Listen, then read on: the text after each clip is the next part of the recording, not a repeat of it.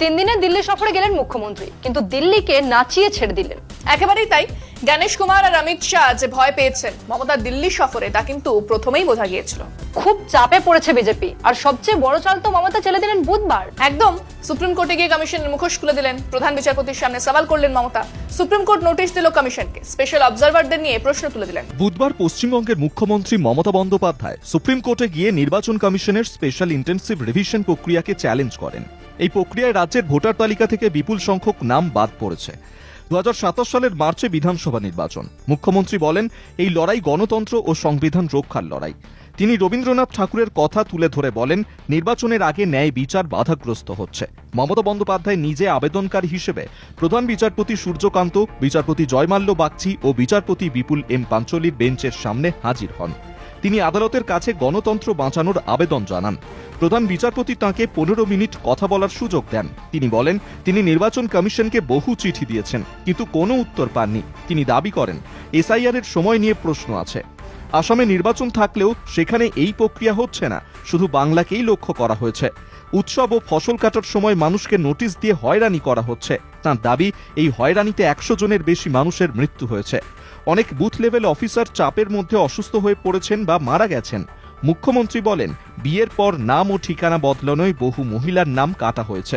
পরিযায়ী শ্রমিকদের ক্ষেত্রেও একই হয়েছে। যুক্তিহীন অমিল দেখিয়ে নাম বাদ দেওয়া হচ্ছে। তিনি বলেন, অন্য রাজ্যে আধার কার্ড গ্রহণ করা হলেও বাংলায় তা নেওয়া হচ্ছে না। বাসিন্দা শংসাপত্র, জাতি শংসাপত্র বা সরকারি আবাসনের কাগজও মানা হচ্ছে না। প্রধান বিচারপতি জানান, এই বিষয়ে আগেই মামলা হয়েছে এবং 19শে জানুয়ারি যুক্তিগত অমিল যাচাইয়ের নির্দেশ দেওয়া হয়েছে। কিন্তু মুখ্যমন্ত্রী বলেন, কমিশন সেই নির্দেশ মানছে না। তিনি বলেন, শুধু বাংলায় 8000 মাইক্রো অবজারভার বসানো হয়েছে। এতে বুথ লেভেল অফিসারদের ক্ষমতা খর্ব করা হচ্ছে। তাঁর দাবি, প্রথম ধাপে 58 লক্ষ নাম বাদ পড়েছে। নির্দেশ হোয়াটসঅ্যাপে দেওয়া হচ্ছে। তিনি নির্বাচন কমিশনকে হোয়াটসঅ্যাপ কমিশন বলেন। নির্বাচন কমিশনের পক্ষে আইনজীবী বলেন, পর্যাপ্ত গ্রুপ বি অফিসার না পাওয়ায় অবজারভার বসানো হয়েছে। আদালত কমিশনকে নোটিশ দিয়ে সোমবারের মধ্যে জবাব চেয়েছে। রাজ্য চাইলে গ্রুপ বি অফিসারের তালিকা দিতে পারবে, তখন মাইক্রো অবজারভার সরানো হতে পারে। এই ঘটনায় নির্বাচন কমিশনের ভূমিকা প্রশ্নের মুখে। স্বচ্ছতা ও সংবেদনশীলতার অভাব গণতন্ত্রকে দুর্বল করছে। অনেকদিন পর মমতাকে বিরোধী নেত্রী হিসেবে দেখলো বাঙালি। একেবারেই তাই। শাসক হয়েও বিরোধীদের ভূমিকা একেবারে দিল্লি কাঁপিয়ে দিলেন মমতা। মাঝখান থেকে বিজেপি পুরো ফলস খেয়ে গেল। একেবারেই তাই। বিজেপি ভেবেছিল মমতা কোর্টে সওয়াল করবে, খুব হাসাহাসি হবে, ওরা প্রচার করবে, কিন্তু হলো পুরো উল্টো। হ্যাঁ, একেবারে উলট পোড়াট। বিজেপি এখন তোতলাচ্ছে, কোনো পাকা যুক্তি নেই তাদের কাছে। মাত্র 3 দিনে দিল্লি জয় করে ফেলেন মমতা বন্দ্যোপাধ্যায়। ঠিক, পুরো খেলা ঘুরিয়ে দিলেন মুখ্যমন্ত্রী। বিজেপি হিন্দুত্বকে সামনে রেখে যেটুকু বা জমি তৈরি করেছিল তাও গেল। মানুষ খুবই রেগে আছে। রেগে তো থাকবেই। এসআইআর নিয়ে হয়রানি, মানুষ খুবই রেগে আছে, আর তাদের রাগকেই দিল্লিতে পৌঁছলেন মমতা। উল্টো দিকে বিজেপি যে এসআইআর এর পিছনে মূল ষড়যন্ত্রী, এটাও ধরে ফেলেছে মানুষ। বিজেপির 1 কোটি বাদ দেওয়ার হুঙ্কার, অনুপ্রবেশকারী, রোহিঙ্গা বলে চিৎকার, সব ব্যাকফায়ার করেছে। হ্যাঁ, এবার ভোটে তো এর প্রভাব পড়বেই। এসআইআর মামলায় সুপ্রিম কোর্টে মুখ্যমন্ত্রী মমতা বন্দ্যোপাধ্যায়ের উপস্থিতি ঘিরে বুধবার বড় রাজনৈতিক ঢেউ উঠেছে। নিজে এজলাসে দাঁড়িয়ে তিনি রাজ্যের মানুষের ভোটাধিকার রক্ষার কথা বলেন। শুনানির পর সুপ্রিম কোর্ট নির্বাচন কমিশনকে নোটিশ দেয়, বানানের ছোট ভুলে যেন কারো নাম ভোটার তালিকা থেকে বাদ না যায়। শুনানি নোটিশ দিতে সংবেদনশীল হতে হবে, এই বার্তাও দেয় আদালত। তৃণমূল শিবির একে বড় রাজনৈতিক সাফল্য বলছে। নেতাকর্মীরা ঐতিহাসিক মুহূর্ত বলে প্রচার করছেন। মুখ্যমন্ত্রী আদালত থেকে বেরিয়ে বলেন, তিনি ধন্য। এতে ভোটের আগে তৃণমূলের সংগঠনে চাঙ্গা ভাব এসেছে।